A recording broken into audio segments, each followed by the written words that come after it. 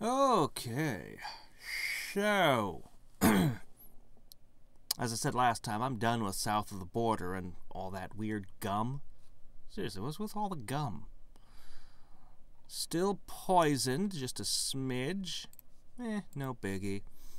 We'll sort this out. Alright, I should start by healing. What do we want to do? I think I want to start. We got the Black Forest, the sea, the chasm, and wherever my nemesis went. Let's do... Oh, you know what? There's something I forgot. The fungal nethers. You make it sound like somebody's moldy underwear or something. Let's begin with... I actually forgot to check something after I built the car. You rebuilt the meat car? Oh, thanks a lot. Sounds to me like you could use a vacation after that. Shove your map slot through here and I'll give you directions to the beach. South of the border is a nice place to relax. There's also a travel agency down there if you want to go somewhere more exotic. I slept and then woke up with things stiff and hurting. Don't normally sleep for such an extended period. But hey, if you're gonna do something, you should really do it, and that includes sleeping in. Don't wussily sleep in like 15, 20 minutes. Nah, go 5 hours! And then don't do it very often.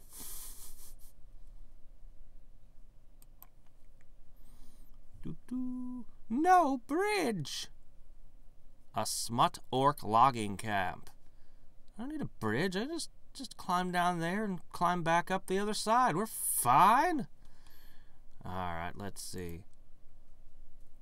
No appropriate lumber. No, I like how it's appropriate. So, can I use all this chewing gum? Is that an appropriate fastener? Looks like you're gonna have to check out the lumber camp to see if you can find some building materials. The smut orc. So this is what happens to orcs when they get out of their, actually, no, we bombed them into the Stone Age. I guess there's no more fraternities for them. This smut orc digs trenches and places a series of waterproof wooden pipes in them. This, to make the orcish sewer and water system work. You know, to make sure the sewer and fresh water systems are actually two different systems. That's the important part. I think we talked enough about sewers 2 days ago when I started playing Les Mis. Weird wood plank. This is a piece of lumber that was jacked from a surprise tree, a hardy species that springs up from the ground seemingly overnight where no flora has grown before. Orcish rubber. The smut orc pipe layers use these thin sheets of rubber to insulate and protect their pipes, preventing unwanted transmission of fluids. It makes your skills -2 MP to use them.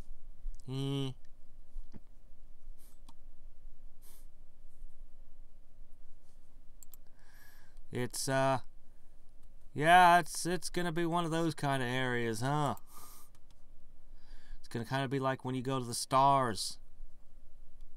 This orc is in charge of cutting down or jacking the lumber used in smut orc construction. He's not a jacker of all trades, just the lumberjack trade. He enjoys of flapjacks, applejacks, and jackfruit. Oh wow, he survived. He tried to hit you with his lumberjack axe, but you ask him why he wants to do that. Morning wood plank. Okay. Surprise trees absorb moisture from the air throughout the night, so at dawn, I see. Long, hard screw. An exceptionally long wood screw. Galvanized. Alright. I see how it is. This smut orc affixes wood together with screws and screwdrivers, and a screwdriver to drink while he works.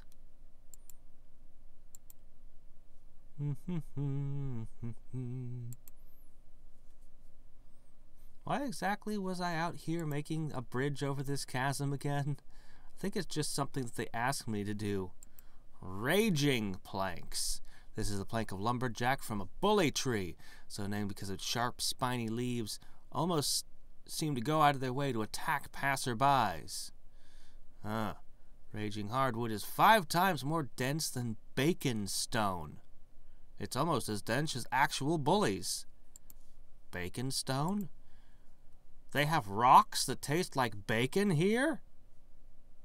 Chalk? This is a tube of industrial sealant waterproofing agent. Oh, okay. Caulking. It's caulking. I see. Yeah, it's used to fill out gaps in wood, smooth out imperfections, and provide moisture barrier between surfaces. This particular caulking is exceptionally thick and is black to better blend in with Smut Orc's construction projects.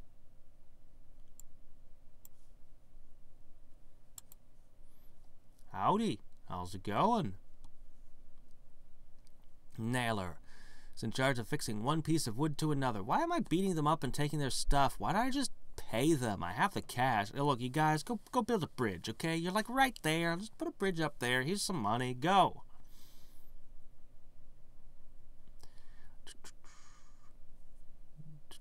Anyway, he does so by driving sharp its metal through both pieces. Yes, we know what hammering is. As long as he's carrying a hammer around, every problem looks like a nail. Including you. He tries to nail your arse to your knee? That's a new one.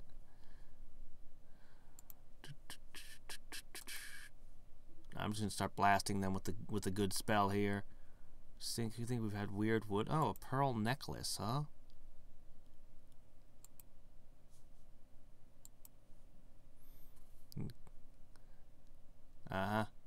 Just random stuff flowing through sewer pipes. If you listen to Victor Hugo, he'll tell you all about the treasure in the sewers.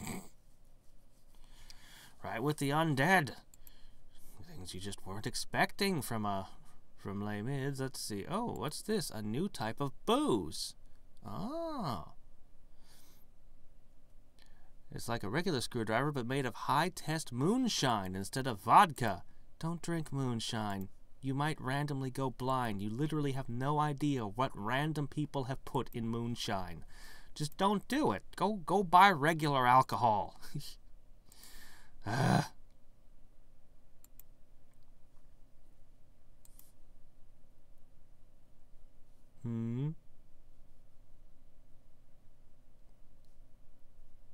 see.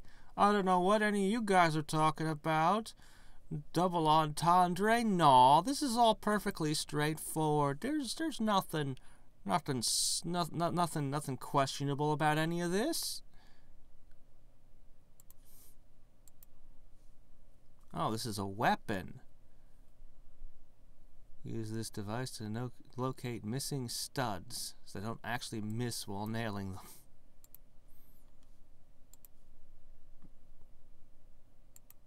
Alright, how much do I need? Ah, okay. I see. Jacksepticeye, I would love to be the one who builds the bridge for me. Him and his weird bridge simulator game. Oh, what's this? Blech House.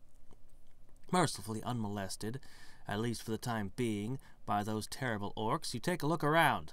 Besides trees, the only thing you see is a rickety old shack made of the orcs' awful building materials. Since the Council of Loathing inspectors never come down here anymore, it's up to you to condemn this place.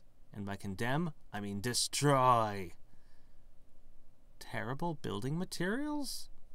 We're building a bridge out of those terrible building materials. Blast with a spell, because that's what we are. Okie-doke. Kaboom.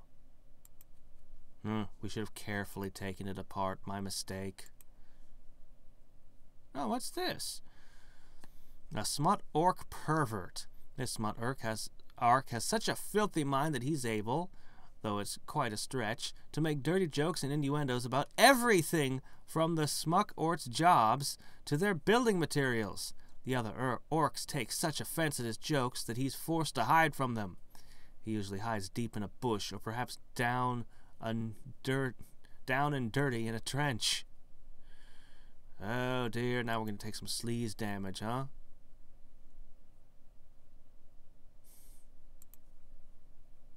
How could anyone make jokes about them and their building material? Dirty jokes at that. It doesn't seem possible.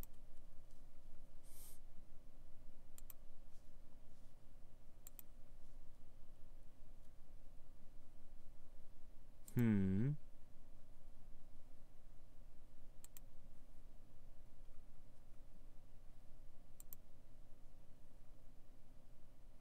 $14 out of 30. Okie doke.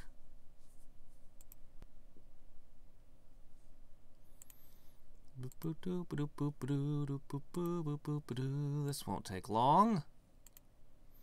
At this rate, hopefully I'll find another house that I can disassemble. I'm literally just tearing these people apart, stealing all their supplies, smashing their buildings for more stuff. We're just an evil monster tearing across the land drunkenly, destroying everything.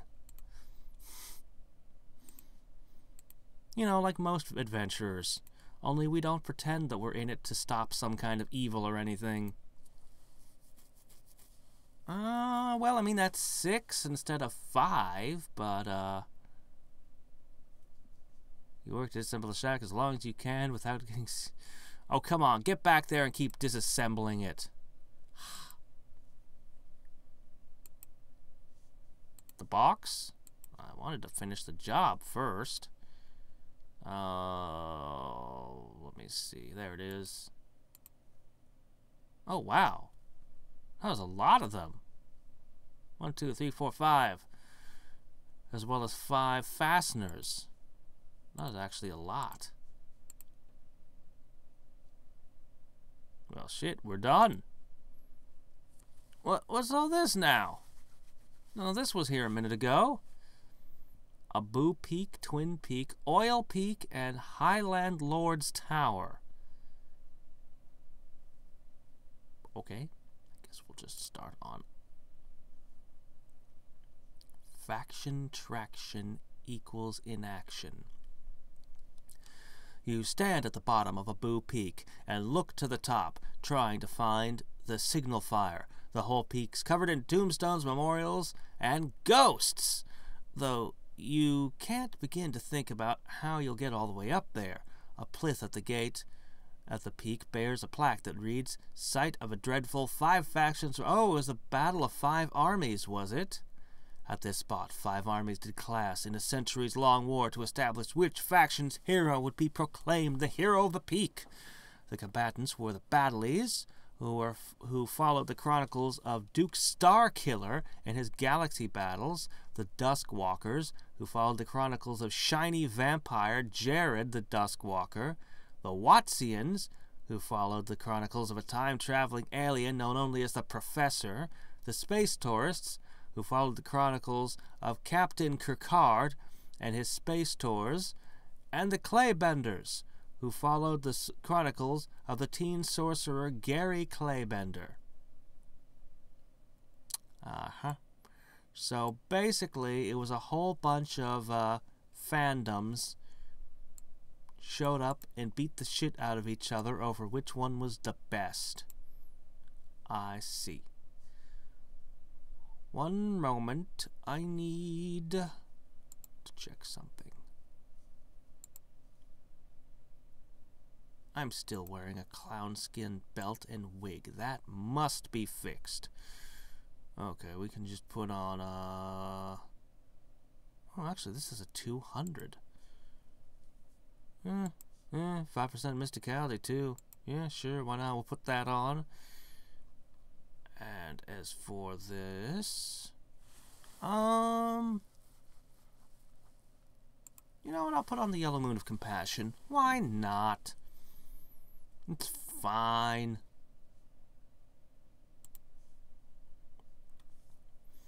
You're fighting a Duskin Raider ghost. The ground beneath you trembles, and a pale, thin female ghost rises up from a tombstone to stare at you, brooding. You wait for her to speak, and wait, and wait, and wait some more. She finally mumbles, "Do you think Jared the Duskwalker is the true hero of the peak?" "What? Oh," she repeats herself a little louder. "I don't really know." "What's your faction, then?" she squeaks, twitching and gulping like she's about to cough up a hairball. "Duke Starkiller? Gary Claybender? The Professor? Captain Picard? I mean, honestly, who would you rather watch while you sleep?" "No one, really." Abu Clue. Quest item. This is a map that reveals the location of one of the ancient battles atop Abu Peak.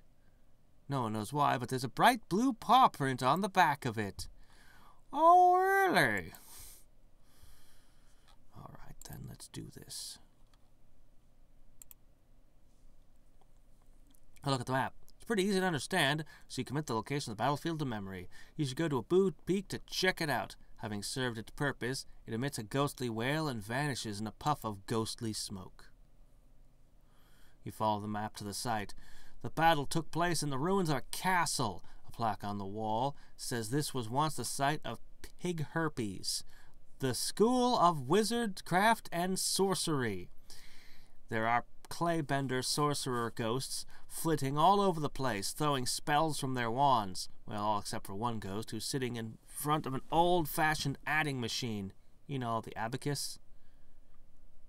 No, it guy's got a big lever. What, you mean a slot machine? And looking glum. Yeah, of course it was a Blue's Clues reference. There's nothing else it could be.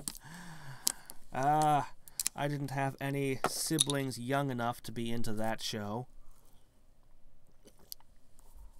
when it aired. So, I missed out on that one, but even I saw the memes. You look sad. Is it because everyone else is a badass sorcerer while you're stuck doing math? No. I'm adding up the numbers, and I don't see how the Claybender faction can afford to keep fighting. We're hundreds of mana wars in depth. But you guys do magic, right? Why don't you magic up some more money? We could never do that! If we could arbitrarily generate money, how would we know who the snobby rich kids and the plucky poor kids are? He browbeats you for a few minutes before he flies away, leaving you panting in terror. You venture deeper into the castle, where a ghostly teacher is still trying to teach classes during the battle.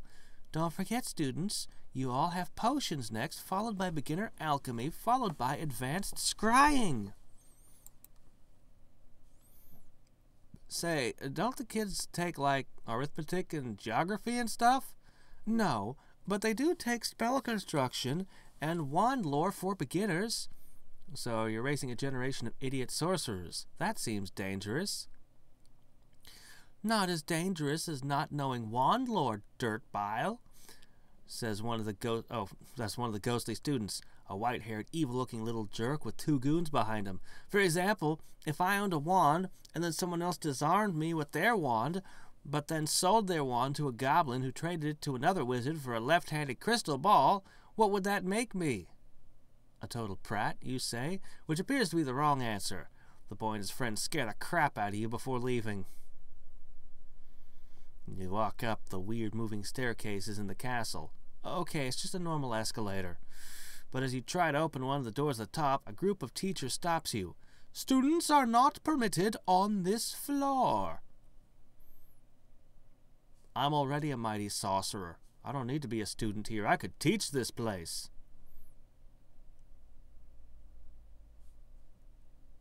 Huh? What? Oh, I'm just exploring random places, okay? I'm just going about.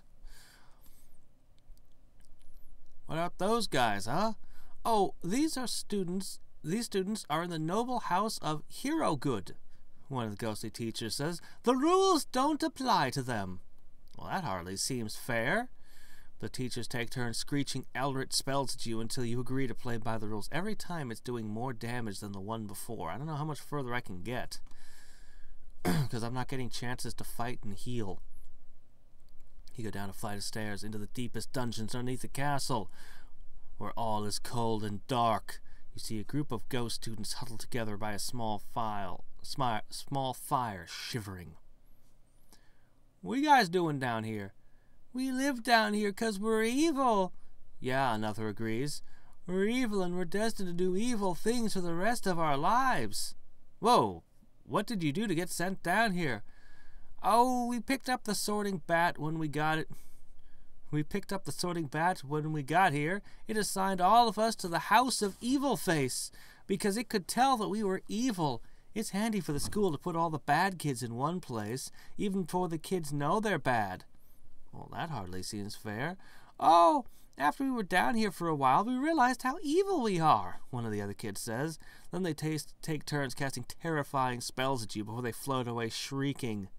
It's all the horror you can take. You flee the scene. Ah, that cottage is more effective.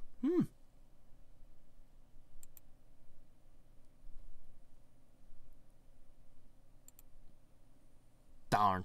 Can't get more anti-cheese. Whatever. Give me a thing to heal on. A yeast beast? Sure, why not? Heal, heal, heal, heal, heal, heal, heal, heal. Whoop. Okie dokes. Actually, we're in pretty good shape now. Okie doke. Well, let's see. So. Hey, sup, bro? Looks like I'm the guy who owns all these peaks, but I don't know, man. It's just like a major hassle, you know? I mean, some of my tenants are ghosts, and some are all like freaky murderous twins. Then there's those oil guys, and what's that all about, man? It totally harshes my mellow, you know? What are we talking about? Oh, yeah, the peaks. I'm trying to, like, order a pizza, 'cause a pizza would be totally sweet right now. But my jerkwad fascist tenants totally won't let me light the signal fires. I mean, half of them haven't even paid rent this month. It's like a bummer, man. If you could help out, I'd appreciate it, bro. Why do you need oil? Your cars run on meat, and meat is plentiful in this world. A space tourist explorer ghost. A portly mustachioed ghost in an orange and black uniform appears at the headstone in front of you. Alas, laddie, I could not defend the peak for the honor of Captain Kirkard. I tried, but I dinna have the power. One of those space tour guys, right? What? You mean you aren't one? Are ye aboot that daft professor or that wimpy Jared the Dustwalker? Well, beating you doon is one thing I do have the power for. No, you don't. Darn, I didn't get a map. No, that's whale oil. I've played Dishonored. Magic whale oil that pisses off the outsiders, which you burn in lamps, silly. Yeah. Oh, good. There'll be more Caster of Magic in a few hours. Hopefully I'll be finishing this round.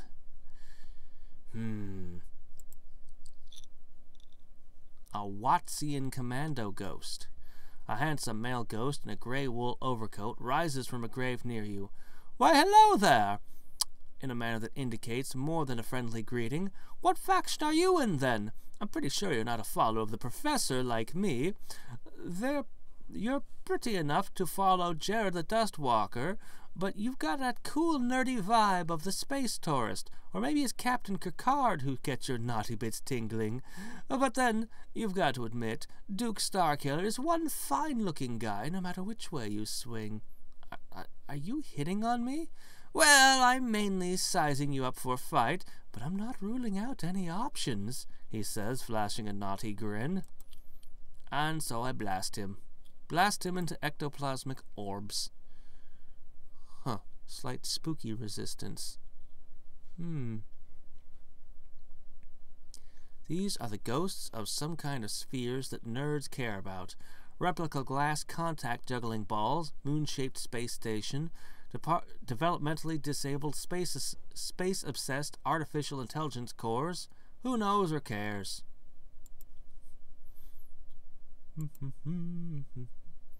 Ah, a claybender. A ghost rides from the tomb in front of you, wrapped in a black robe. We all died defending this peak of the one true hero, Gary Claybender, and you shall not defile it! Calm down, I just want to write a signal fire, okay? Never! Disrupto respirum! Beam of light from the wand hits you in the sternum, making you gasp for air. Knock it off, you ectoplasmic bastard! I'll show you real magic. Real magic is marinara sauce.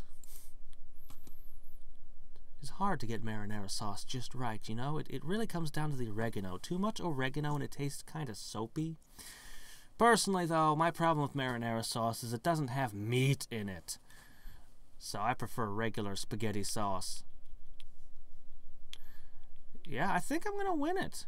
I think I'm going to win it. Anyway. A short little ghost in a tattered hooded robe rises from the tombstone and regards you with orange eyes. Blah, blah, blah, blah, blah, blah, martini, he shouts. Huh? I said, are you aligned with Duke Starkiller, the true hero of the peak, and do you know the tale of his galaxy battles? The thing says, looking you up and down. Well, it's clear that you aren't and you don't. I know if you're not... I don't know if you're with the Dust Walkers, the Space Turrets, or the... Garyanites? Oh, Gary... Right.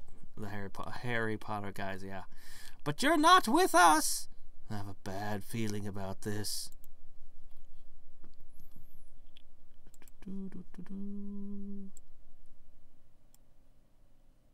Darn it, give me a map. Someone, give me another map.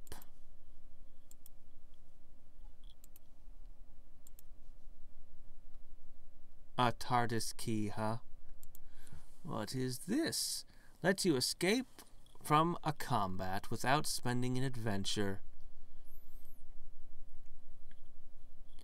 It's a special key that you can use to call the turds, one of the professor's carriers full of troops, unexpanded in the relative dimensions of space.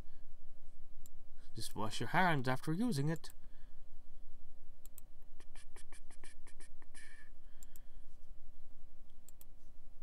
I hope that there's an area for each of them and not just, oh, here we go. I hope that there's more than the, Okay, hold on. Let's see. Is this going to take me to the same place, or is it going to take me someplace else? Please, someplace else. There it is.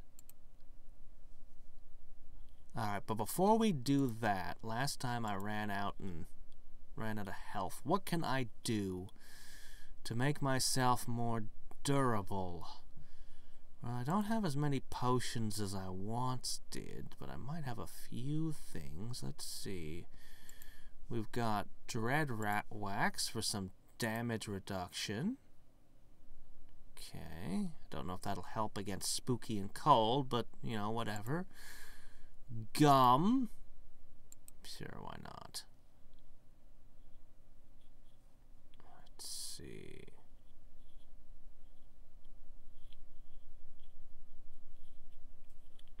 Damage is a special element. Let's see. No. Reodorant. Monsters will be more attracted to you.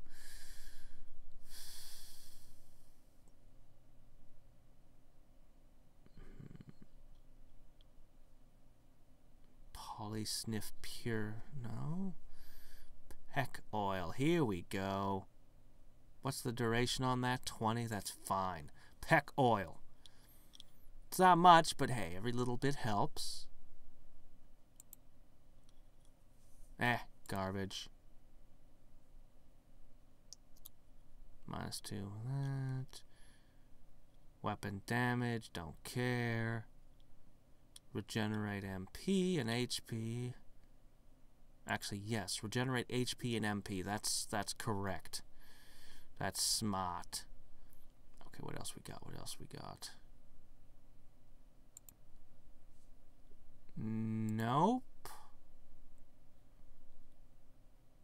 I can use this here. This actually makes sense for once. Because initiative doesn't matter here, but hit points do.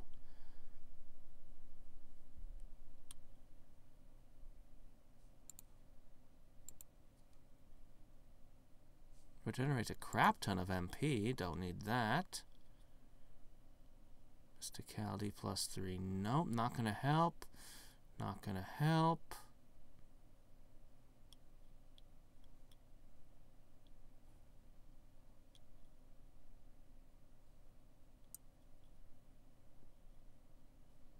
Well, it's, you know, something, I guess. Alright. Oh, what is this? You have acquired item anti-cheese. Oh, well, thank you. Alright, well, let's play around with the anti-cheese for a second. Alright, it was it smithing? No, it was combining, right? Yeah, okay. Okay, anything with cheese on it. So we did cottage. What else is there with cheese on it? It's kind of brilliant that it just deleted the word cheese off of the item. Oh, I might not have any other cheeses.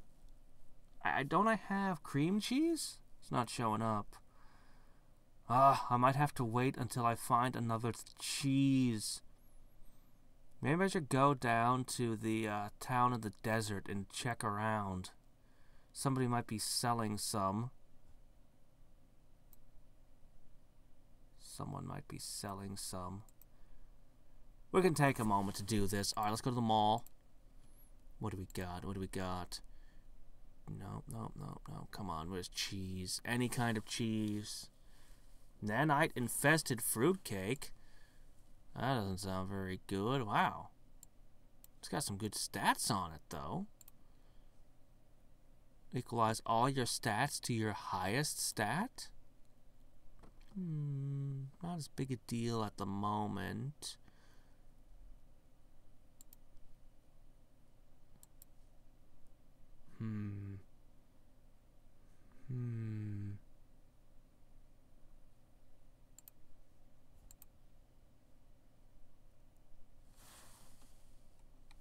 Control F. Aha! Lets you specify your favorite kind of cheese on your profile. I don't think that's what I want. Bowl of cottage cheese. This would become a goat pizza, wouldn't it? Sure, why not? We'll see what happens. We'll just buy different cheeses and see if it lets me do any of them.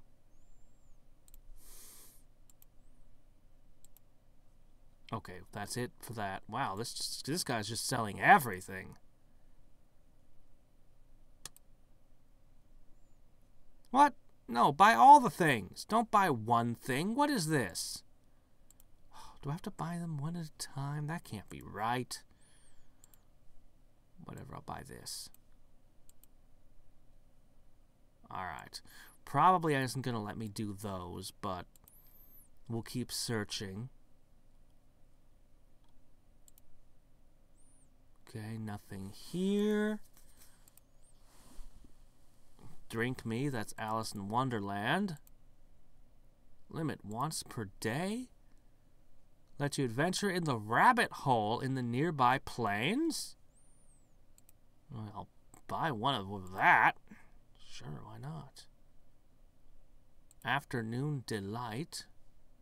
I mean, it's cheap. So why not? Why are all these limited to once per days? Aggressive Carrot. Someone's an obnoxious snow woman. What? Asparagus Lo Mein. Huh.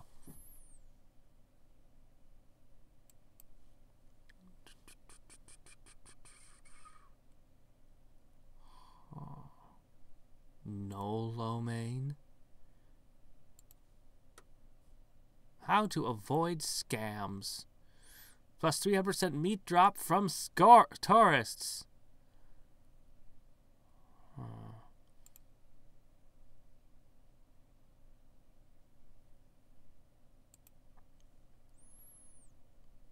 Things from dead chickens. Whoa, whoa, whoa, whoa. Assassin's cheese knife. That would make it an assassin's knife, wouldn't it? But I don't think I can afford that one. More people who want to sell me their goat cheese pizza.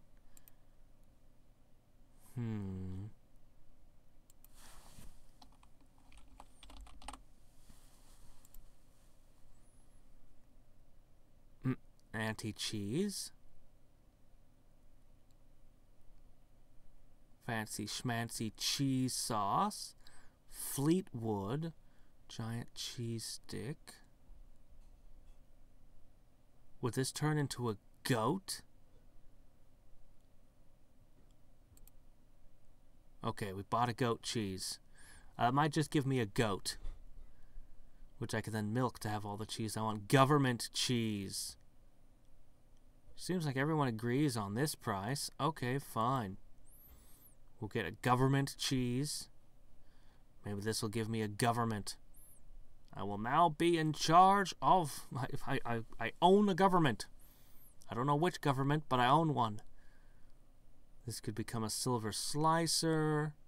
Stinky. This could become a ball of... Oh, wow, not for that price it won't.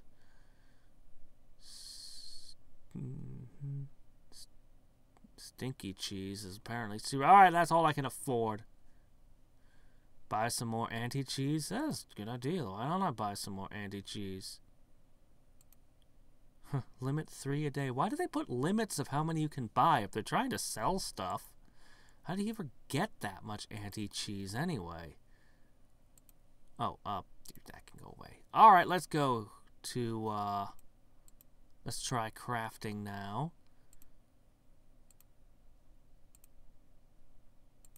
Make some more meat paste real quick. Okay. So, anti-cheese. Let's see. Come on. There's goat cheese. Aha! It did become a goat. Hatches into angry goat. It's a familiar. Oh, that's awesome. Okay, let's see. What else? What else we got here? Oh, this is brilliant. What else we got here? Anything else? Anything else? I don't see any of the others.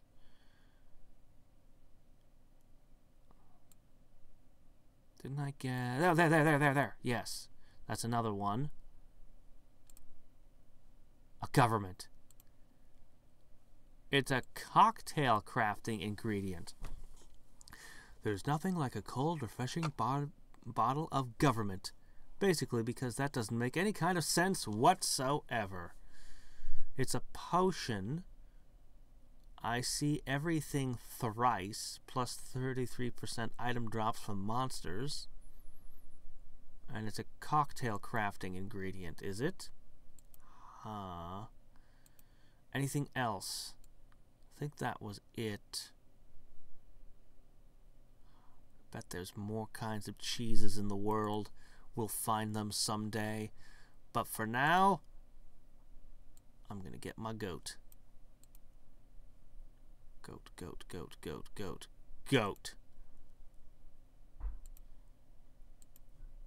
What does a goat do?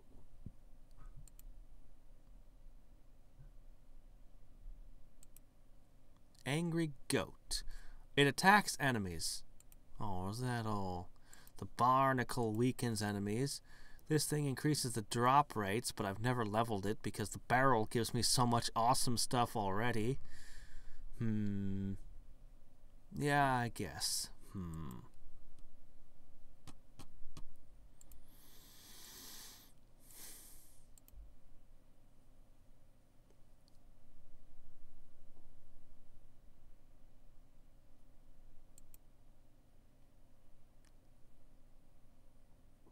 You follow the map to the battle site. It looks like a cobblestone city street with abandoned house flats on either sides.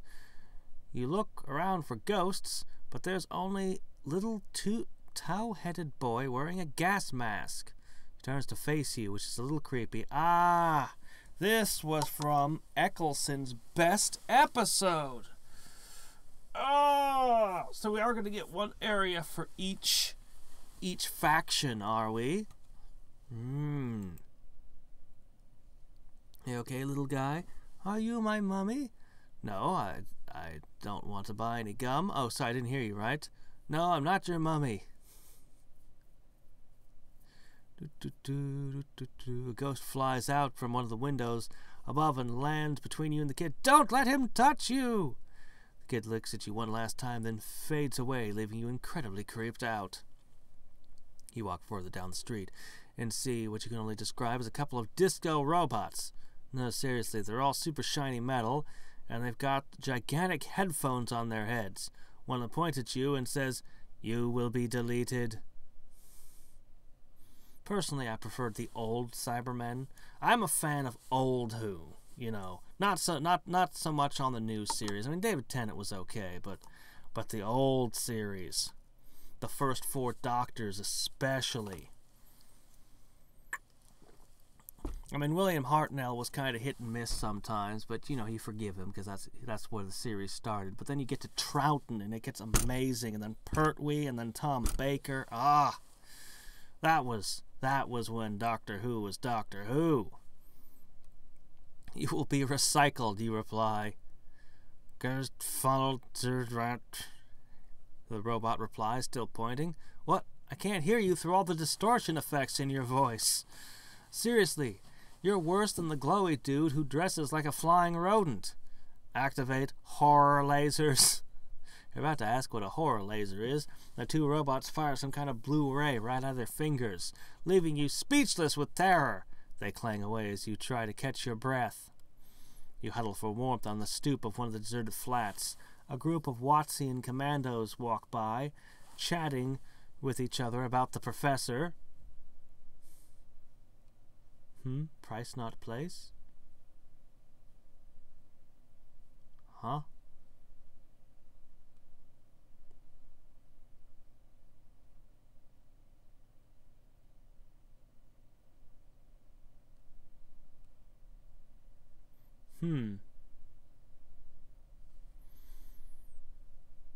Okay, anyway, let's continue.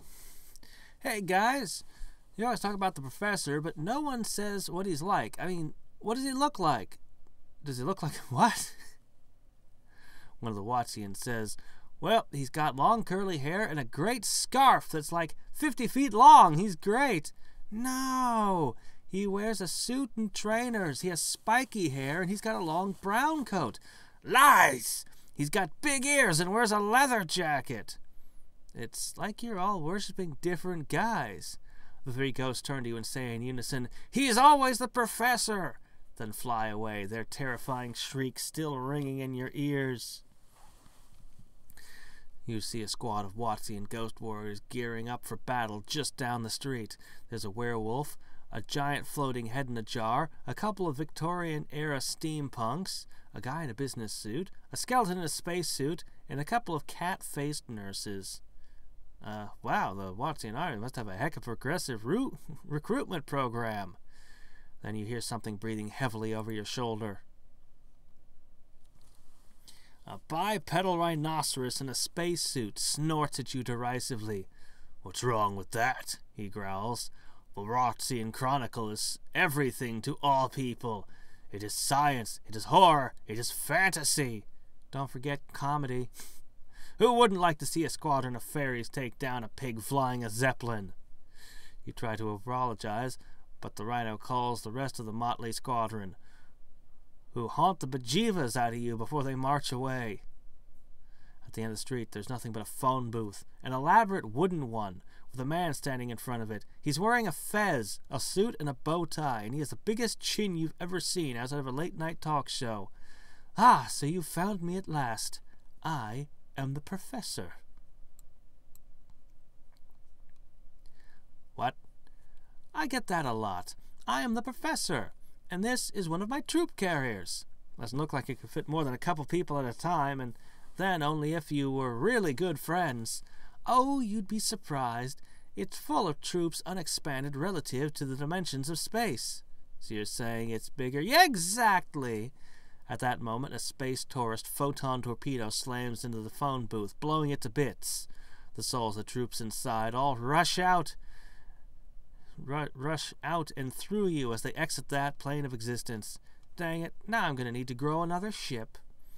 As you lie still, your hair standing on end and your flesh crawling. Okay.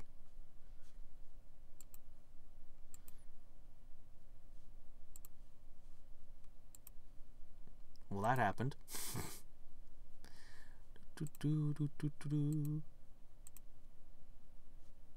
I wonder if the rabbit hole is that scorch mark, because I don't see any other rabbit holes. Alright.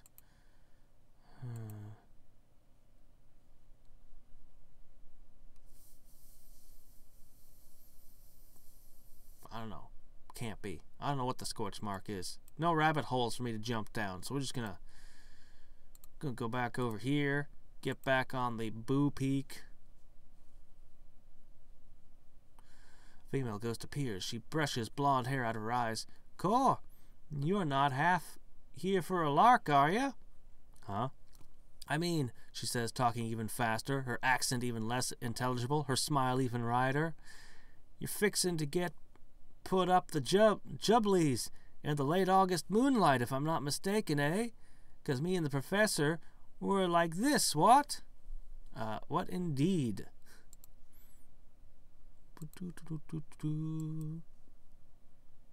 Claybender glasses. That damage to ghosts and stuff. Well, that's nice.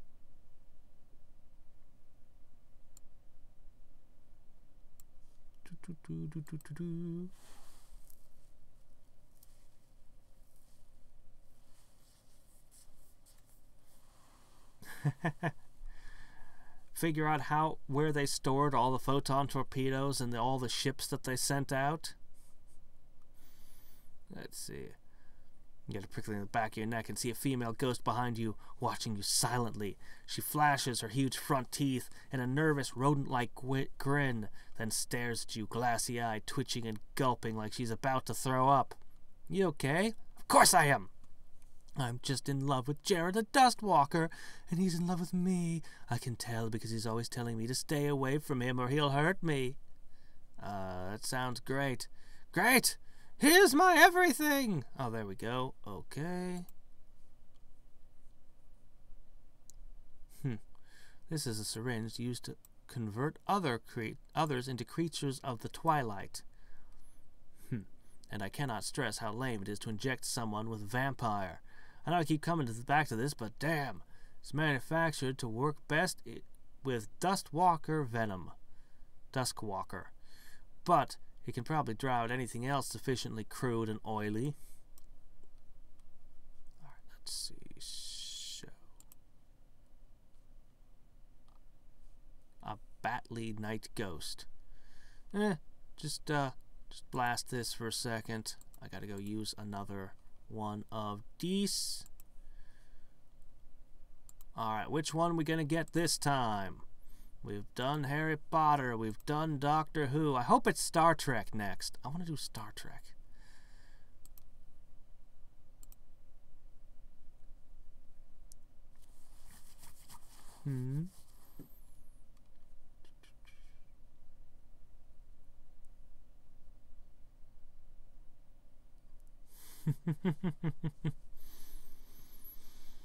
You follow the map to the ancient battle site and see a pair of Wattsian ghosts dueling fiercely with a couple of Claybender wizard ghosts.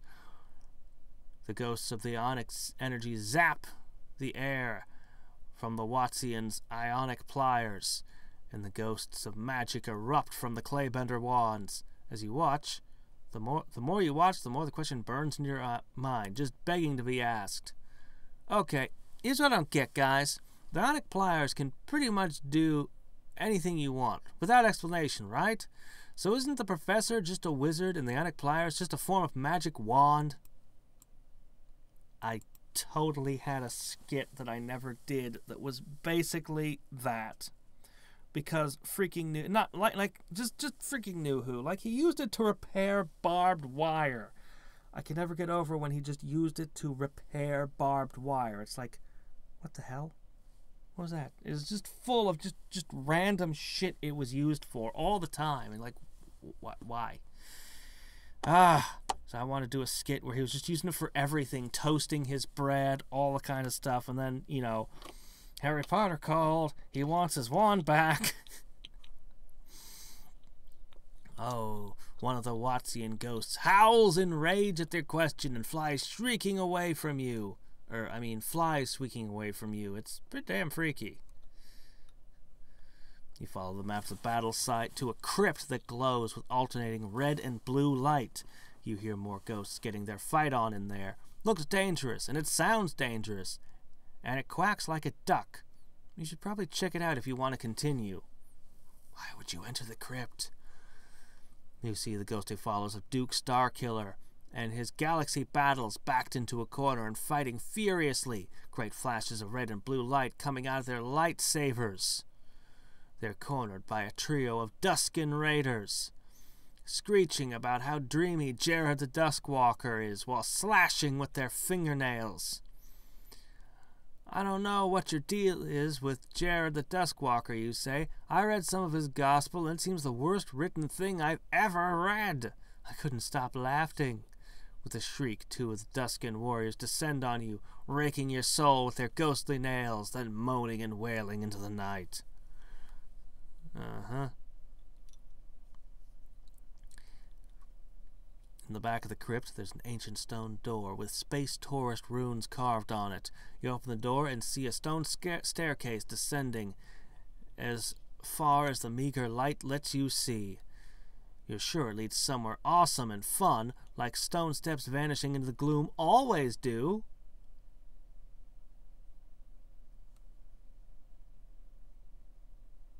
Quacks like a duck saying, I have?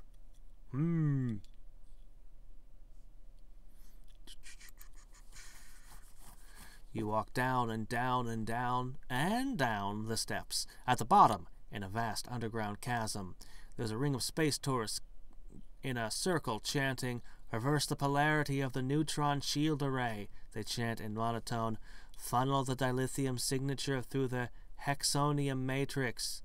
Wow, your religion is complicated. Religion? This is science, okay? The three ghosts take turns scaring the crap out of you and fly away, like a very condensed and more painful version of the Christmas Carol. You explore the vast underground chasm further, until you come to a place where the stalactites and stalagmites have grown together, making a spooky underground petrified forest. You see flashes of light come through the trees and hear occasional shouted Latin phrases. Apparently, some claybenders are reenacting a battle down here. You follow the sounds to see a whole squad of claybender wizards waving their wands and hurling spells at some Batley ghosts, with shouts of Explodum Gonadia! Sliceum Intestino! Removum Pansem! Oh, well, that last one is just rude.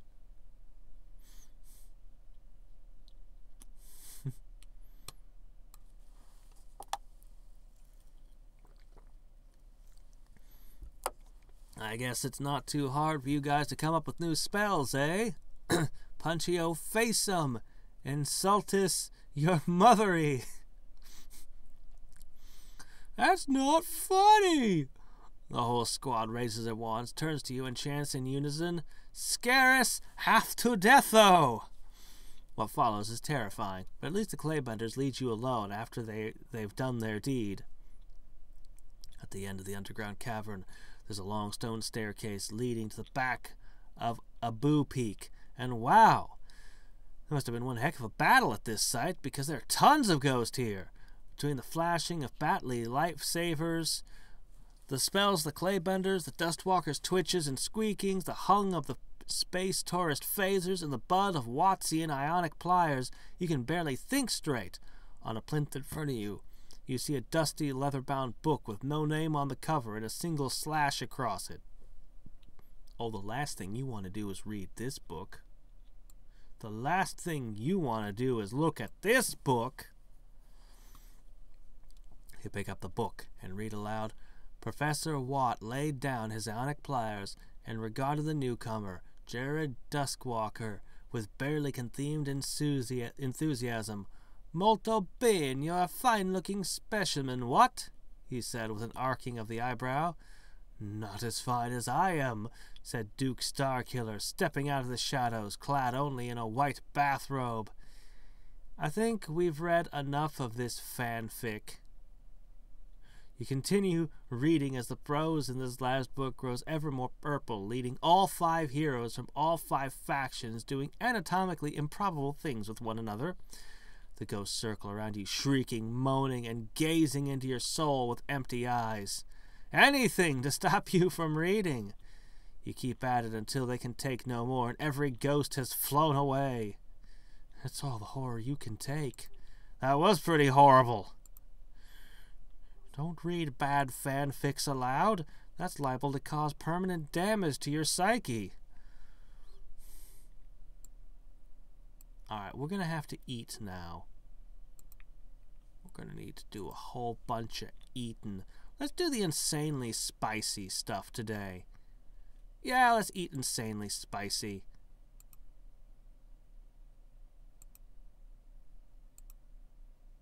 The beans jumping down your gullet is eclipsed entirely by the excruciating pain the spiciness causes. And we'll finish up with plain snow cone. Nope, we're too full. Oh well, we'll just have to walk around with our mouth feeling like this now. The important thing is we've got 60 more adventures. No weird taco is gonna stop me. Oops. I need more hit points than that. I miss going to the that one place I used to go to heal, but they just don't do any. They just don't survive there anymore. The Cobb's Knob. I miss healing there. Oh well. So there should be only 2 places left at this point. Alright. Tuscan Raider. A pale female ghost rises in the grave and looks at you through glassy eyes, biting her lower lip with her huge front teeth. "You're Jared Duskwalker, do you?" "Look, you're gonna have to speed it up a little," you say, which seems to make her angry. Ah, crap, I keep forgetting about milk. A female ghost in a skin-tight purple jumpsuit rises from the grave and stares at you with huge dark eyes. "I sense turmoil within you. I sense you're not a follower of Kakard, as I am, and you are therefore not one of the Space Tour faction. I have an overwhelming feeling that you will scream like a little girl when I disembowel you." "Nope." "Oh no, not a tribble." A furry little creature that Captain Kakard encountered on his space tours is known for 2 things: breeding like a nymphomaniac bunny and secreting a powerful psychotropic enzyme through its fur. Weakens enemies a little bit. Okay.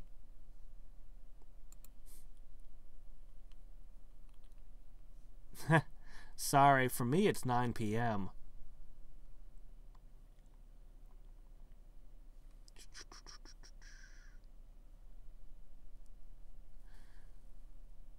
Female ghost appears near the tombstone in front of you. She's got a giant mane of red hair, close-set eyes, and a bucket of acid. I can't believe how many things they made for this area. This is crazy. "Do you agree that the professor is the true hero of the peak, or are you into Jared or the Space Tour bollocks or the Galaxy Battle loonies?" "Let's say I'm undecided." "Well, you better get decided, sunshine," she growls, holding a glowing pair of pliers, "or me and my ionic pliers are going to tear you apart." "No, I'm the true hero of this peak. Harumph. First-year students will not be allowed on the peak while the Great 5 Factions War rages, for they will surely die horribly," the ghost says, waggling a magic wand at you. "I'm not a student of anything." "In that case, you must be a combatant, in which case, convertio vermini." A bolt of light flashes from the ghost's wand and turns a nearby tombstone into a mouse. Ah, there we go. Finally. A boo clue. Bont. No, use. Use. There it goes. Okay. So this should be the semi-final one. What do we got left at this point? Oh no, is it gonna be twilight time? You follow the map to another ancient battleground where the ghosts of the 5 factions are doomed to reenact their conflict for all of eternity. You see a battler with a lightsaber facing off against a furious phaser of the space tourist, 1-on-1. The lightsaber blinks red and blue. The phaser phases, but neither one can get the upper hand for long. Actually, a Jedi should have a super easy time. It's like their default move is deflecting lasers of different kinds. It's like, yeah, you got a phaser, but I have a lightsaber and the Force, so, you know, I'm just going to walk towards you, deflecting your beam, and then slice you. Hey, you guys shouldn't fight each other. You can coexist. I mean, the galaxy battles of Duke Starkiller aren't the same type of story as Captain Picard's space tour. Galaxy battles is just an ancient hero's journey monomyth, just with spaceships instead of dragons. Space tours actually involves actual space, or actual science. No, it doesn't. No, it doesn't. Much as I love the Next Generation and Deep Space Nine and so on, no, you can't make that claim, man. You can't. The Batley Ghost turns on you, his jaw opening wider and wider with the force of his ferocious screech. Then he flies away, leaving you a little more freaked out. You see a trio of Duskin Raiders fiercely battling, well, each other. Duskwalker likes me best. He told me I was his own personal brand of heroin. No, he likes me best. He told me I was his own personal flavor of corn chip. Well, that's fine. He told me that he couldn't even kiss me because he was so passionate about me that he would accidentally give me 2 black eyes instead.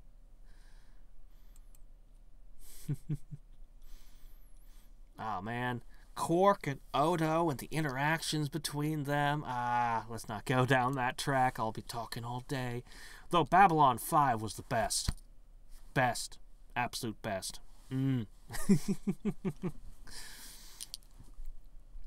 Look, ladies, I know Jared is dreamy, but his shiny skin and his totally not being a real vampire at all, but have you stopped to think that your relationship with him is fundamentally unhealthy? He loves me! The ghosts shout in unison, their voices suddenly deep and terrifying, like a well that's full of spiders instead of water. Then a couple of them fly away weeping. Behind a row of tombstones, there's a squad of 5 Wattsian ghosts plotting their next move against the space tourists. We could use our ionic pliers to agitate the groundwater underneath them to boil them all. No! We have to give them a choice. Think, what would the professor do? Well, if the professor is a time traveler, he would probably just never travel to this particular set of space-time coordinates, so he didn't get caught up in the fight, or he would stop the whole war before it stops and save everyone at once. That sounds like a real hero of the peak to me. You don't understand. There are points in time that are fixed, and some that are blibbity-blobbity, and some that, look, you can't just die! The Wattsian ghosts fly up and fly through you into the sky, shrieking. It's pretty terrifying. A little way up the hill is a battleground. There's a group of space tourist ghosts struggling to defend their high ground under the combined Wattsian Batley assault. Set phasers on, the space tourist's ranking officer says, stuttering. Set phasers on sudden realization that faster-than-light space travel and time travel of any kind are most likely scientifically impossible. Make it so! Oh, I wouldn't go ruling that one out just yet. I wouldn't go ruling that one out just yet now. We at the very least know that communication faster than light is already possible. The space tourists adjust their weapons and fire at their opponents. There's a brief moment of silence, like an indrawn breath, and then complete chaos as the opposing forces suffer a crisis in faith. Their moaning and shrieking is absolutely terrifying, but at least you've thinned out the ranks a little bit. You finally see a break in the ferocious fighting and head towards the gap. There's a whole squadron of galaxy battle ghosts sitting around, apparently reenacting the time when they stopped fighting to have a healthy and nutritious lunch. It's nice change to see them relaxing and chatting instead of rabbiting on about Duke Starkiller and wiping out the infidels. You know the best thing about Duke Starkiller? One of the ghosts says. It's the way he will stop at nothing to avenge the death of his father at the hands of the evil Darth McDaddyshire. Well, actually, Darth McDaddyshire is his father. Oh, well, my favorite thing is that he's the last of his line, an only child, sustained by the deep romantic love for Princess Lady. I hate to break it to you, but Princess Lady's his sister. Ew, but they had that kiss, and, oh, man. But my favorite thing about Duke Starkiller is Death McDaddyshire, anyway. Even if he is Duke's father, I mean, he's so badass. I don't know anything about him, but he's got to be that way. Or what his childhood was like, or anything. It's great.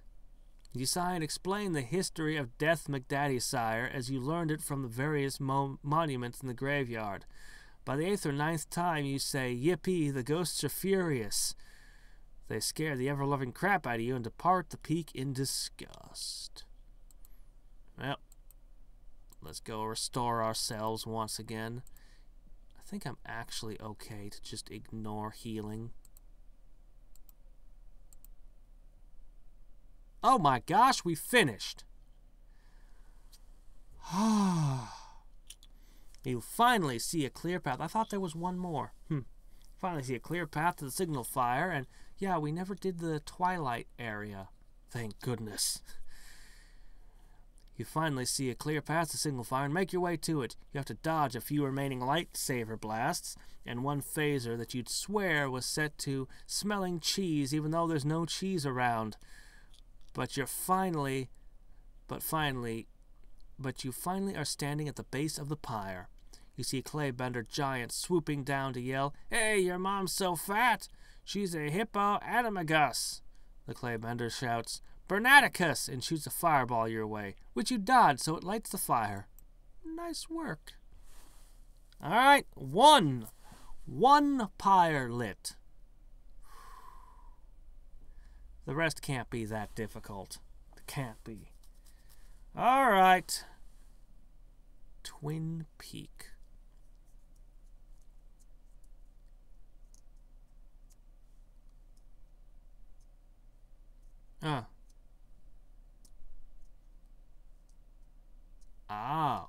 Oh, I see. Oh, okay. Interesting. After a long and tiring climb up the snow-covered peak, you find yourself in front of a large, rustic-styled hotel. The path leading to it is thickly blanketed with snow, and apart from the occasional gust of wind, everything is eerily silent. You might assume they'd be closed for the off-season, but thankfully there's a light in the red-curtained lobby window. You trudge up the path and push open the door, carefully closing it behind you to keep out the cold. The lobby is quite spacious and decorated in a native theme. Your eyes take in the large pictographic murals, the silently staring totem poles, and the typically eye-crossing hotel carpet as you approach the front desk. Nobody's there, so you tap a little silver bell. The sound is practically swallowed by the vast empty space.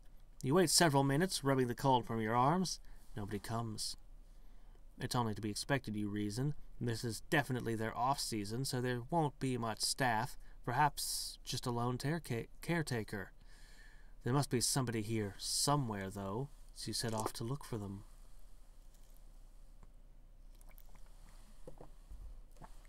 Down the hall from the lobby, you find a large empty ballroom. There's a bar at the other end, where a bartender in a red jacket is calmlessly polishing a glass, as bartenders do. "Evening, Lloyd," you say as you take a seat. A little slow tonight, isn't it? You start to laugh, then stop, uneasy. How did you know his name was Lloyd? Yes, it is, Miss Hadriex. He puts down the glass and leans forward. What'll it be? Well, I'm going to be needing a room, but since I'm here, I could use a little something to warm me up. You reach into your wallet, but find it unexpectedly empty. Say, Lloyd, I seem to be temporarily light. How's my credit in this joint, anyway? Your credit's fine. There's something about the slight grin, and his slight grin that's a little unnerving. Maybe it's his eyes, pale blue, with an almost glassy, filmy look to them. He stares at you, unblinking. You shake your head to regain composure. That's swell. I like you, Lloyd. I always liked you. Best goddamn bartender from Timbuktu to Portland, Maine. Lloyd's slight grin doesn't change. Bourbon? Let me start with a cup of coffee. There's a real chill in the air here. How do you take it? Black as midnight on a moonless night. Pretty black. He picks up his glass and starts polishing again. Regrettably, ma'am, I'm unable to provide it. What's the problem, Lloyd? I'm not here. What? But I'm looking at you. I suppose you're going to tell me you're at my house. You want me to call you? No, I'm dead. Dead? You try to laugh, but can't manage more than a weak chuckle. So who killed you? You already know that. You are the hotel's caretaker, after all. What? You search those ice-blue eyes, looking for the punchline. I'm no caretaker. I'm a special agent with, You trail off, confused. Suddenly there's a loud knocking at the door. You turn to look at it, then turn back at Lloyd. He's gone. What the heck? You look around, even standing to see if he's ducked behind the bar, but he's vanished into thin air. The knocking grows more insistent. It's more like pounding now. All right, I'm coming. You cross to the door and pull it open. A very thin woman with long brown hair and the world's most ear-piercing scream clocks you in the head with a baseball bat.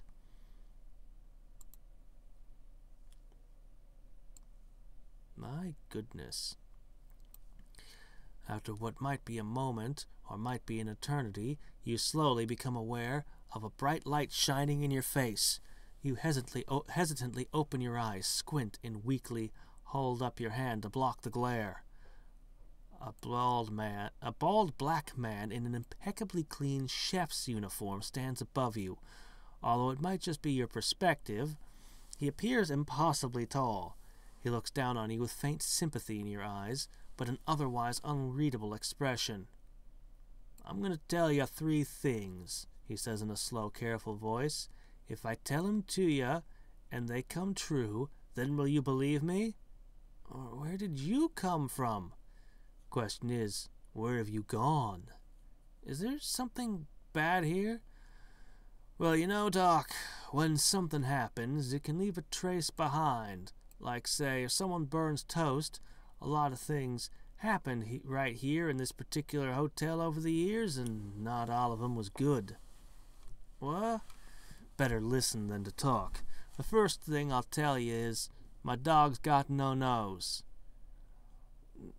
Dog, no nose. Second thing is, the party is BYOJ. Party? The third thing is, only one who seeks will find. What do those things mean? That's all I'm permitted to say. Give me your ring. I'll return it to you when you find these things to be true. He bends down and gently slips off your wedding ring from your left hand. He seems kindly if troubled. You like ice cream, Doc? He asks. Yeah? I thought you did. Get something cold on that skull of yours. You'll have a nasty lump. The image of the giant fades away into nothingness, the bright light fading away with him, leaving you in darkness. You stagger to your feet, fumble for a light switch, and find yourself in your hotel room. Although you can't be sure how you know it's yours, you leave, slowly make your way down the hall to find the lobby, and exit the front door, and pack a handful of snow against your head, wincing. What the hell was going on in this place?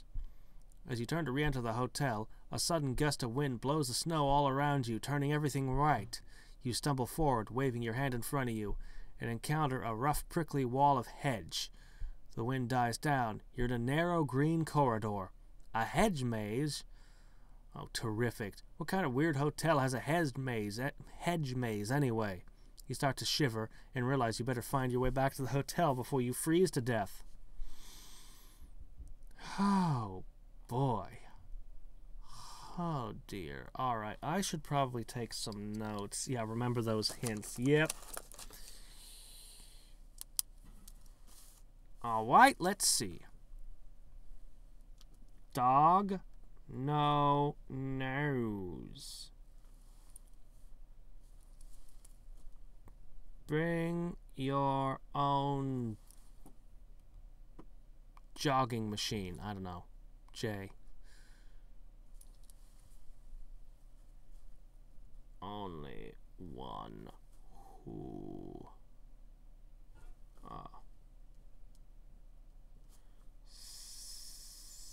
seeks will find. Okie dokie.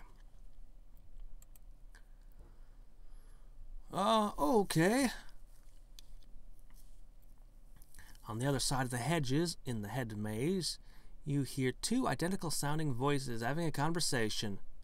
Great, more twins. What do you mean, more? You think to yourself, but when you go around the corner, there's only one person there. She's covered in freckles, but her ginger hair has been dyed a frizzled blonde. She's wearing ill-fitting little girl's clothes, even though her body says she's at least in her 20s, and her face says she's either a lot older than that or has some serious city mileage on her. Oh, look, Hallie, a new friend, she says, her eyes glassy. Then she steps to the right and answers herself in a British accent. Oh, Annie, I do hope they'll be our friend. This is a little weird for me. Go, hater, go get 'em, Hallie, she shouts and lunges at you. She tries to spike you in the instep with a stiletto heel, but her heels are stuck to the dirt and she can't pull them free.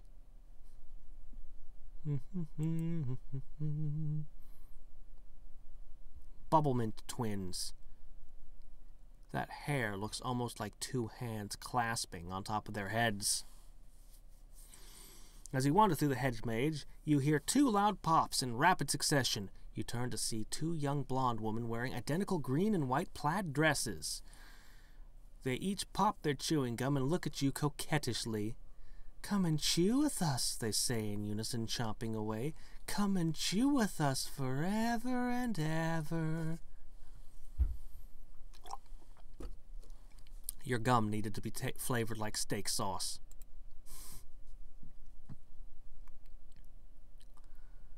After what seems like hours, you manage to find your way out of the stupid hedge maze.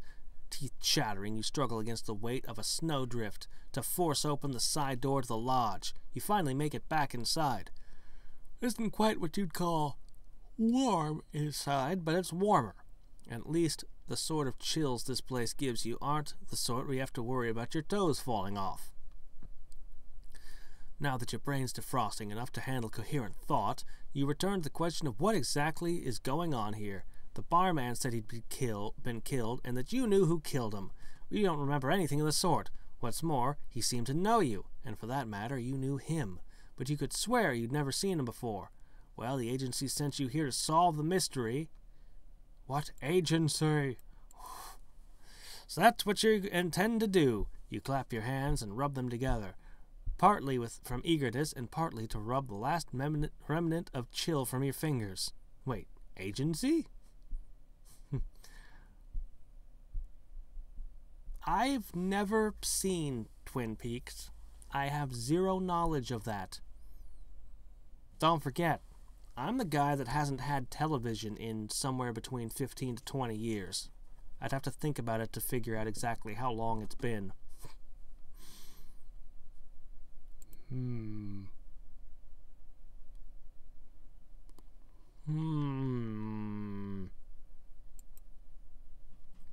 Investigate a random room, then.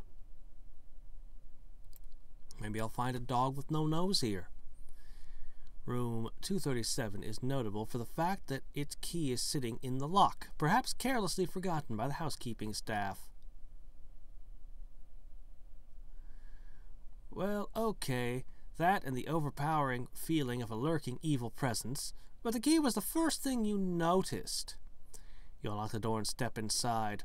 The room seems normal, at least within the standards set by the 1970s orange and brown school of interior design. The bed is neatly made, and you spend a happy moment appreciating the fact that the agency didn't bother to outfit you with one of those ultraviolet gadgets that show you every stain that is ever perpetrated on a room ever. That was ever. There we go. Okay. Then you turn to face the bathroom door. The bathroom, you think grimly, is always the worst. You open the door, and the presence of evil hits you like a slow-moving tidal wave. The fluorescent lights cast a flickering, sickening pallor over the avocado-green fixtures. There's no curtain obscuring the bathtub, and you think you see something lying in it. You step towards the bathtub. The evil presence you've been feeling resolves into an all-too-physical odor. Rotten meat. Gardenias. The rotten fruit stench of the infected, pus-leaking wound. You aren't surprised to find a dead body in the bathtub. You are surprised to find that she's quite lovely. Could have been the homecoming queen. She lies there motionless, naked, wrapped in plastic. A shower curtain, apparently. You push the plastic sheeting aside, and a cursory glance shows you no obvious wounds, not even any decomposition. She could be mistaken for being asleep. Where is that smell coming from? You examine her face. There's something about her you find strangely familiar. A stream of women's names float across your mind. Theresa, Laura, Caroline. You can't remember who any of them are, but you're pretty sure none of them are her. You take a moment to steel your nerves. You've inspected dead bodies before, and many in far worse condition than this. The dire odor is puzzling, but a bad smell can't hurt you. In this game? Send you to that war zone I was just in recently. The body appears untouched. You can't immediately determine the cause of death. Blunt force trauma to the back of the head, perhaps. But you don't wish to disturb the body, moving it into a position where you can verify that visually, and probing a gaping skull wound with your fingers would be contrary to protocol, and gross. One last thing to check.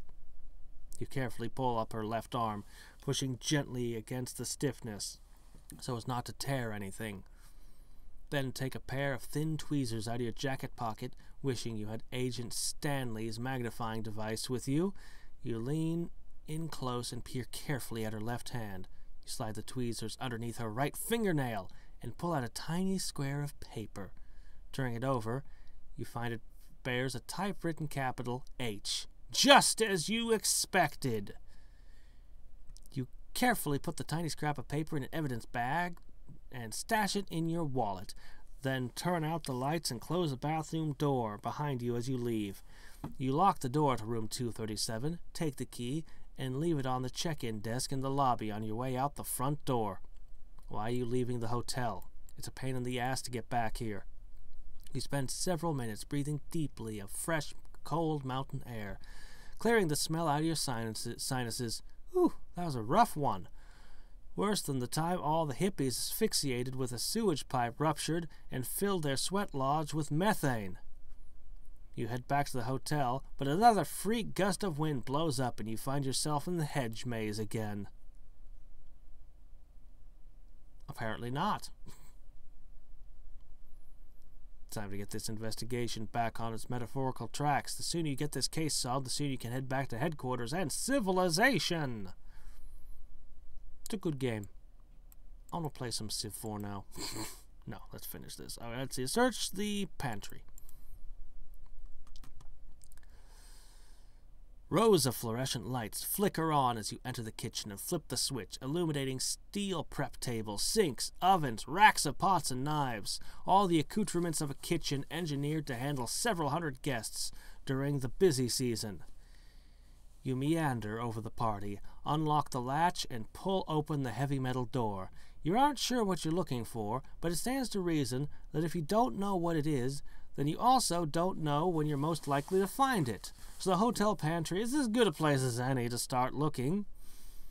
Stepping inside, you're greeted by the sight of row upon row of shelves stacked with boxes and cans and jars of every imperishable food imaginable.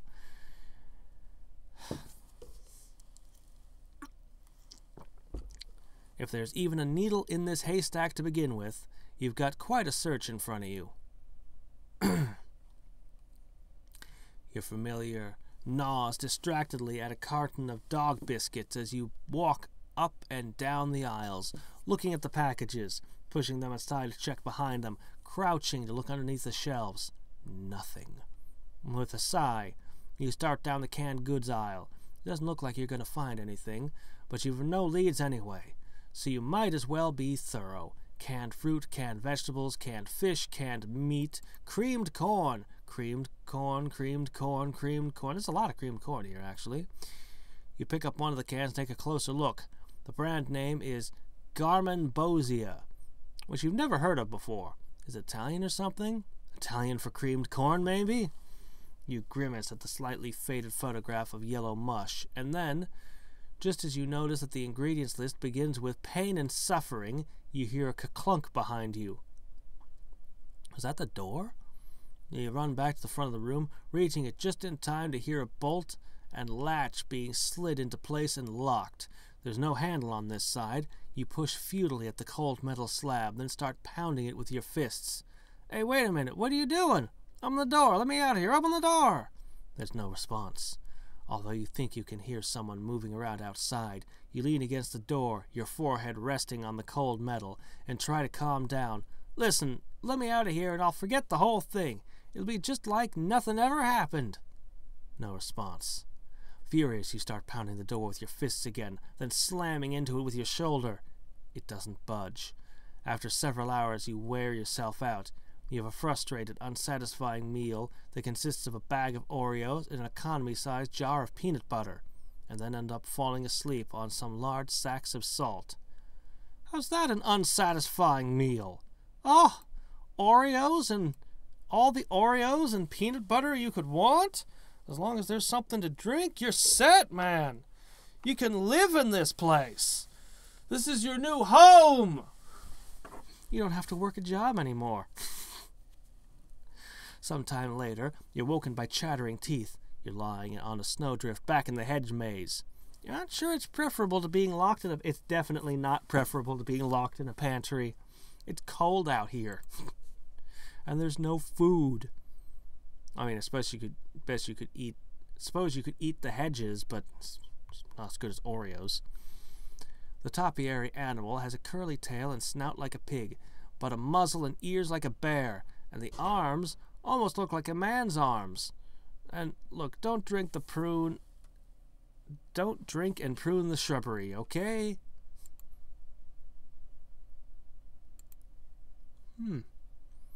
A zesty pesto made out of crushed, magically animated bushes. It's not that this pesto has pine in it, but no pine nuts. Okay. Alright. I mean, what happens if I go back in the pantry a second time?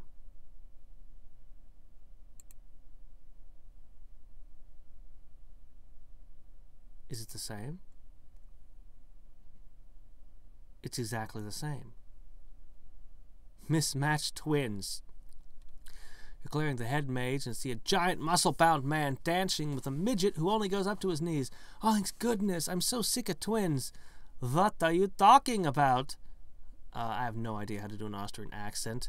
We are identical twins. Schnitt-neckit-neddy. What? I've no idea how to pronounce that either. Are you sure? Because you're huge and he's tiny, and oh great, you say, as identical scowls cloud their faces, and two tiny fists and two huge fists are clenched. You guys ever see, I think it was the Great Muppet Caper, when they have Kermit the Frog and Fozzie the Bear as twins? And then you actually see the portrait of their father, Fozziewig, and he's... You're like, oh, okay, yeah, I see it now. Oh, okay. Whoops, speaks backwards, didn't notice. That's right. My sternum is immune to your flying kicks. It's too tough for you. An elephant meat car topiary animal. The topiary animal was definitely made by someone with limited topiary skills and experience. Remember, kids, make sure your arboreal artist is guild licensed and bonded. Otherwise, you could end up with something that looks like an elephant and a meat car had a one-night stand.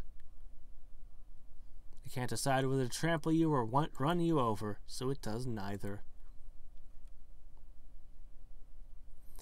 You round a corner of the topiary maze and find two hugely fat children riding low-slung tricycles with oversized front wheels.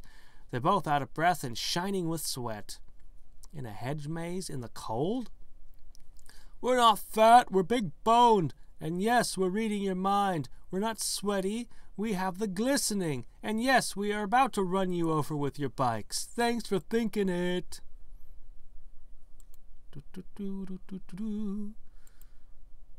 Alright, let's follow the faint sound of Muzak.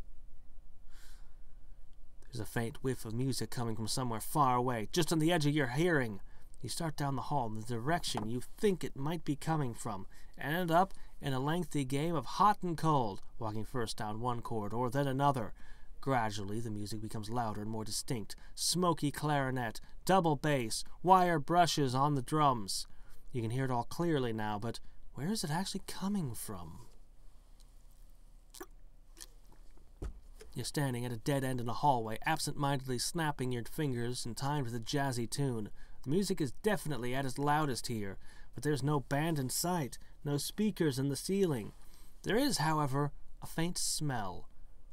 As faint as the music was at first, a dark, bitter smell, like scorched engine oil. Glancing around, you note that the walls here are covered in framed photographs, mainly autographed celebrity headshots and tuxedo and evening gown group photos from various formal events and holiday parties. The odd man out is a large oil painting hanging on the rear wall above a small end table with a silver tray on it.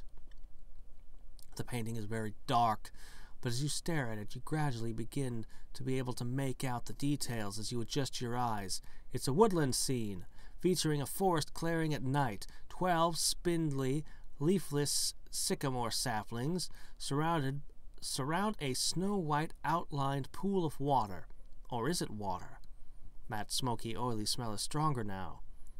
The pool shimmers in the moonlight as you step forward to give it a closer look. It's definitely oil, or something like it. You wrinkle your nose at the black burnt odor as you kneel beside the pool to look in it. You can't see your reflection in it. The full moon is visible, and the faint outlines of thin sycamore trees, but otherwise it's like looking into a hole in the ground. Not wanting to get any closer, you stand up and back away from the pool. As one of the leafless branches brushes your shoulder, it occurs to you that something is wrong here, but you aren't sure what. The music, perhaps? It's quieter, more distant now. As you listen, it slowly fades away. You push through the trees, trying to follow it, to catch up, but it's gone. You keep watching anyway, and eventually the forest underbrush thickens and straightens and resolves into familiar pathways of the overgrown lodge hedge maze. Oh dear. I don't have a ton of options that I haven't tried.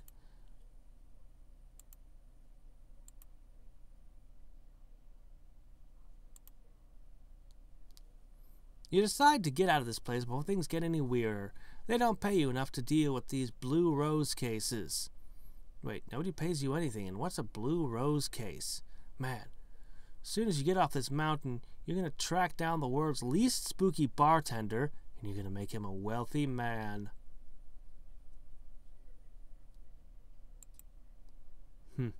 Yeah, there's no nose, and party PYOJ. The problem I'm having is it's not giving me options. Oh, what's this? Whoa! Acting on a sudden flash of insight, you reach into the basement of the model to see if you can give yourself a back rub. It doesn't work, but you do find a tiny toy boiler.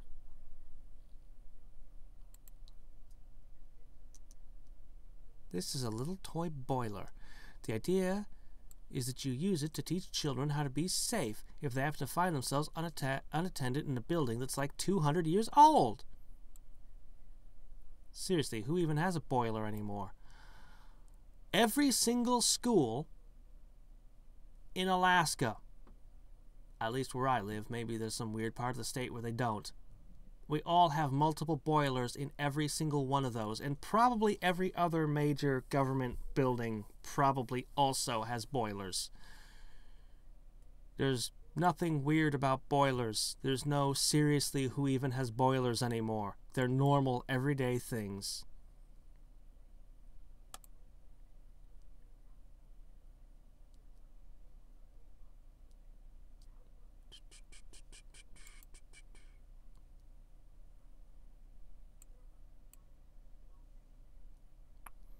A spider duck.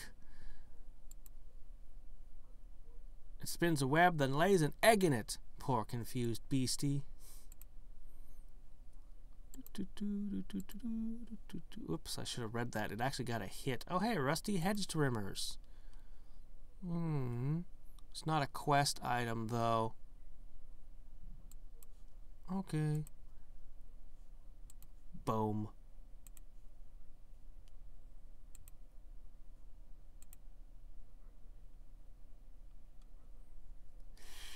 Shame again.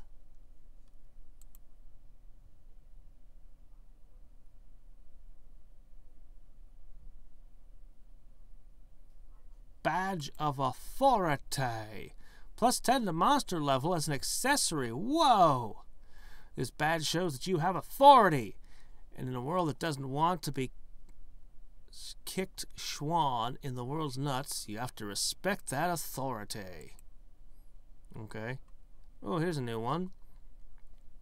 In one of the endless dead ends of the hedge maze, you encounter a set of squat, orange-skinned twins with oversized eyes and enormous cheeks.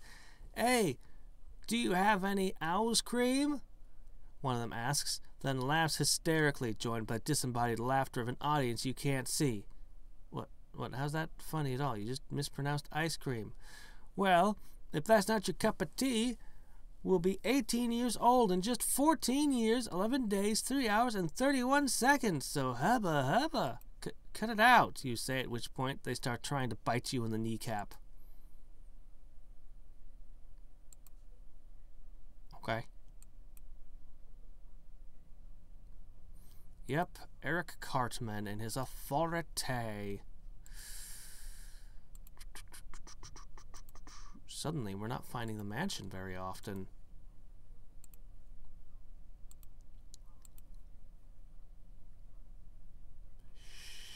Shame again. I really feel like I should be offered another choice or option somewhere. I don't know.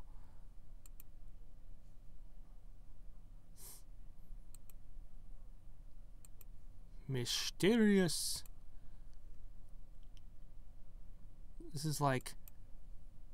This area is like completely at odds with everything else I've seen in the game. It's different. Boy, oh boy. I don't know. Let's try the music again. No, it's just the same thing. Something has to pop up that's unique. I must be missing something. Hey, you got anything? You know anything? No, nothing? Okay. Something here.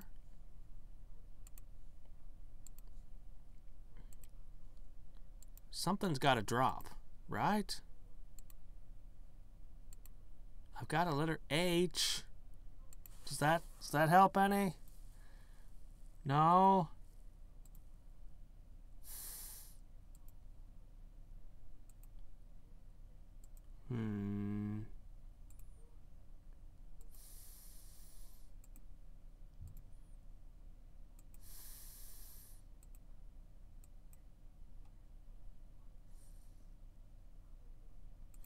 All right.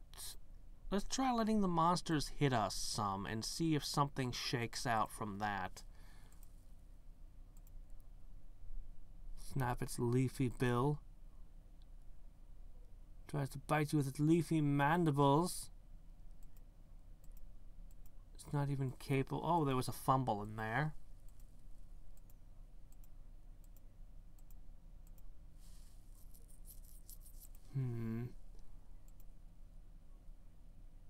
Tries to scratch you, but you dodge. Swing something out of a flask. No, no. Wow, they're completely harmless here. Oh, there's a hit. She pulls out a magic wand and fires a fireball at you right in the crotch. Wait, you're a wizard?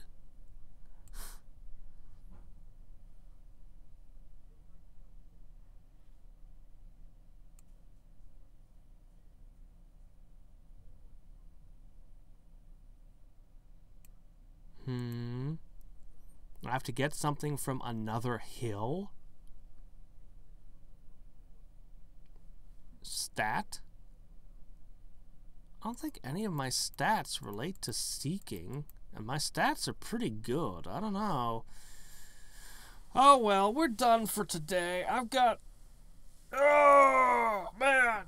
Oh, this mystery will have to wait for tomorrow. Oh.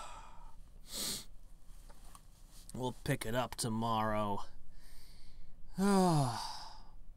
Let's finish out our day here. The same way she ends every one of her days. I gained a PvP fight? And I gained a thing that says, you believe you can fly. That's not good. You shouldn't randomly believe this. There are other stats aside from main stats. I could make monsters more attracted to me or less attracted to me. I don't know. We'll pick it up tomorrow. I'll have time to think between now and then, see if I can't figure something out. Sure, why not? We'll drink these.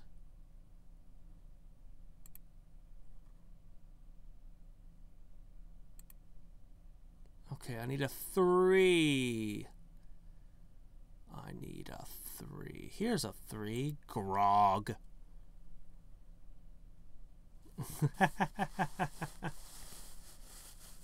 But taking it loses the ring? What?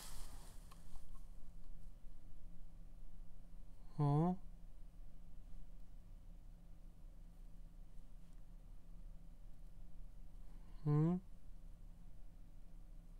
Anyway, like I said, we'll figure it out tomorrow. I've been running for an hour and 42 minutes. And I think I'm done for now.